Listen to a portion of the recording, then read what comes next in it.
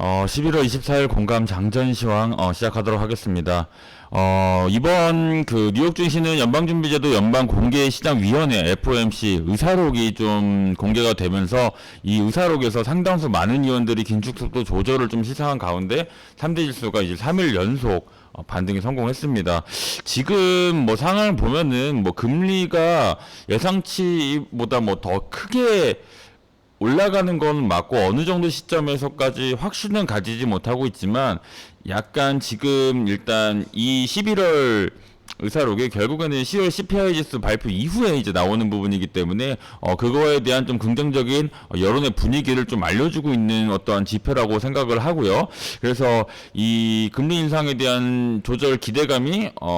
시장의 좀 투자 심리를 개선시키는 모습, 그리고 일부 의원들 계속해서 지금처럼 금리를 좀 올릴 경우에 금융 시스템이 좀 리스크가 있을 수 있고, 좀 이거 인상 속도를 조금 늦추면은 우리가 인플레이션에 대한 부분도 중요하겠지만 금융 시스템의 불안정한 위협성을 좀 낮출 수 있다라는 그런 판단을 좀 내리고 있는 부분들이, 좀 인플레이션이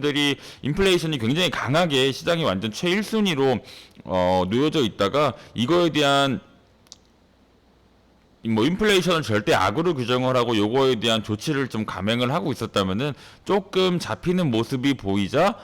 그동안은 약간 2순위, 그러니까 이런 상태로 가다가는 금융 시스템에 약간 불안한 위험성이 좀 올 수도 있어 라는 여론들이 뭐 일단 조금씩 수면 위로 나오고 있는 부분을 봐서 이렇게 과도한 좀 금리 인상을 하는 부분에 대해서 필요해서 하겠지만 리스크까지도 받아들일 수밖에 없다라는 분위기에서 이 리스크도 조금 잡아가면서 두 마리의 토끼를 다 잡아보자 라는 여론으로 조금 바뀌고 있다고 보시면은 좋을 것 같습니다. 국내 증시 역시 이제 수출 전략 회의 주제로 다시 한번 좀 해외 수주전에 대한 확고한 의지를 표명을 하고 있기 때문에 재료로서는 이 네옴시티 관련주들, 뭐 원전 수주 같은 이제 해외 수주 관련주들 지속 모멘텀 이어진다고 보면 되겠고, 사실 지금 같은 시기에서는 수주하면 지금 네옴시티가 가장 강하거든요. 이 네옴시티 모듈러 주택 관련주들의 수급이 좀 전일 시간에부터 유입이 됐었고, 이 정부 차원에서도 모듈러 주택에 관한 그 좀 입지를 좀 확대하겠다라는 그런 기사도 좀 나오고 있고, 그리고 좀 이 수주전에도 좀 밀접한 관계가 좀 되고 있기 때문에 모듈러 주택 관련주들, 뭐 SY나 뭐 범연관형 같은 종목들은 좀 주의 있게 보시는 게 좋을 것 같습니다. 그리고 뭐 금일 또 일회용품을 이제 제한하는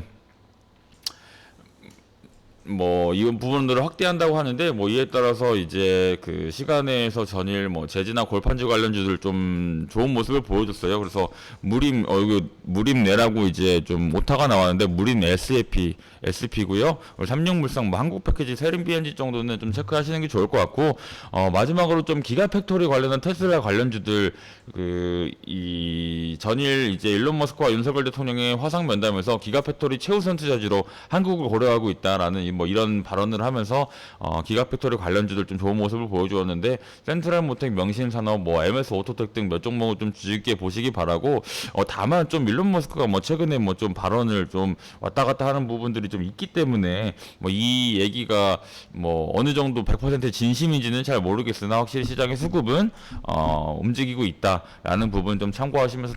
대응을 하면 될 것 같고요. 뭐 결과론적으로 다행히 12월 CPI 발표 이전에 저희가 계속 뭐 새로운 이벤트들이 없어서 좀 수급 부진함을 좀 갖고 있을 거라고 얘기를 했는데, 그나마 이 FOMC 회의록이라는 긍정적인 좀 이벤트가 좀 발생을 했고, 국내 증시 역시 다시 한번 좀 환율 1,350원대의 조정에 따른 외국인 순매수 위협을 좀 기대할 수 있기 때문에 뭐 큰 폭은 아니겠지만 조금 더 나은 거래 대금과 수급을 좀 기대해 볼 수 있지 않을까 싶습니다. 따라서 오늘 이런 부분 최대한 이용해서 좀 수익 챙기는데 주력해 보도록 하겠습니다.